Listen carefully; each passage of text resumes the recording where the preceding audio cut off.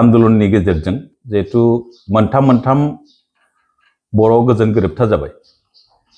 BAC सुक्ति जाबाय BTC सुक्ति जाबाय आरो जोबनायाव थामथि बर' गोरोबथा एबा BTR सुक्ति जाबाय बे गोरोबथानि गेजेरजों BTR नि बायजोआव थानाय 10 लाखनिबो बांसिन बर' सुबुंफोरनि थाखाय रांखान्थि समाजखान्थि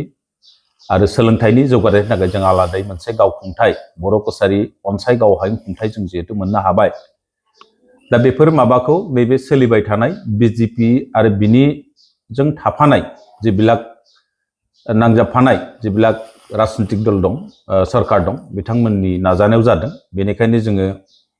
एबारबो नैबे बिसायख'थियाव BJP आरो बिनि मित्रजुट जेबिलाक BJP दङ AGP दङ बा गुबुन BJP जों थाफानाय गणशक्ति गुबुन दोलोनि बिजाथिफोरनो जोङो उदाङै तारमाने बिथांमोननो मदद होनानै बिथांमोननो बिसायख'थियाव मदद होनो थाखाय जोङो खौसेथि बर' सुबुं आफाद मिरु आफाद आरो BTR नि बायजोनि एक्स-BLT वेलफेयार ससाइटि जों जुथायै दिनै मोनसे प्रेस मिट खुंनानै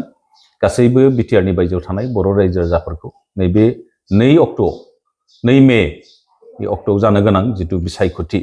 पन्चायतनि बे बिसायख'थियाव BJP आरो बिनि लोगो जेबिलाक मित्रजुट दं बिथांमोननो भट होनानै देरहासार जाहोनो थाखाय जों खावलायदों आरो जिहेतु BJP दोलोआ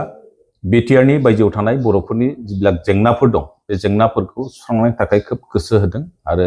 जों मोनसे फोरमायनांगोन फोरमायनाया बेनो दे जेबिलाक अबजेक्सन गैयै 1000निबो बांसिन गामिखौ बेखौ नटिफाइ खालामनायनि गेजेरजों थाबैनो मोनसे अडिअ सुना होनायनि बाथ्रा जोंनो सरकारा होदों आरो माखासे अबजेक्सन थानाय गामिफोरखौ थाबैनो सुस्रांनायनि गेजेरजों ट्राइबेल एफेयार्स मिनिस्टारा मोनसे बिबान लादों बिथाङा थाबैनो सुस्रांनायनि गेजेरजों गुबुन काउन्सिलनियाव हाबनानै थानाय बर' गामिफोरखौ रायलायनायनि गेजेरजों काउन्सिलाव सोजोबनायनि उनाव नैबेखौ सेप्तेम्बर अक्ट'बर दाननि गेजेराव बिसायख'थिसिम लांनो नागिरदों जों बिनि थाखाय आसाम सरकार एबा ट्राइबेल एफेयार्स मिनिस्टारखौ जोङो गोजोननाय बावनांगोन आरो बिथाङा माखासे खामानि मावनो लादों आरो बेल' नङा बे सरकारा सोलिबाय थानाय सरकारा आसामाव थानाय थागिबि सुबुंफोरनि थाखाय गोबां खामानि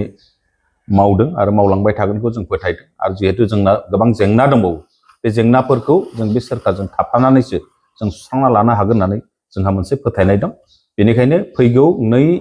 मेआव जानो गोनां गिबि फार्स्ट टार्म जितु इलेक्शन पन्चायत इलेक्शन आरो 7 अक्ट'आव सेकेन्ड फेजआव जितु इलेक्शन जागोन बे बिसायख'थियाव BJP आरो बिनि मित्रजुट गासैबो हान्जाफोरनो बिजाथिफोरनो भट होनानै देरहासार होनो थाखाय जों खौसेथि बर' सुबुं आफाद आरो BTR नि बायजोनि एक्स-BLT वेलफेयार ससाइटि जानानै गासैबो बर' रायजो राजाफोरखौ जों खावलायदों खौसेथि बर' सुबुं आफाद हिसाबै गंबेसे जिल्लायाव बिसायख'थि फोसावदों जोंना ओरैनो BTR नि बायजोआव गं 22 जिल्ला दङ गं 22 जिल्लानि गेजेराव जिहेतु 6 सिडुलाव थाबाय कार्बि आंलं जिल्लायाव दं कार्बि आंलंआव जिहेतु पन्चायत इलेक्शन जाया आरो BTR आव जाया गतिके गं 21 जिल्लायाव जोङो बेखौ बिसायख'थिनि बे फोसावथिं मेलखौ खुंगोन आरो जोंहा गासै 120निबो बांसिन जिहेतु आन्चलिक कमिटि दं बे आन्चलिक कमिटिफोरनि गासैबो दैदेनगिरिफोरखौ जों आगोथियारिनो बिथांमोननो जों बिथोन हरबाय जे BJP आरो बिनि मित्रजुट दोलोफोरनो भट होनांगौ होननानै जों खावलायबाय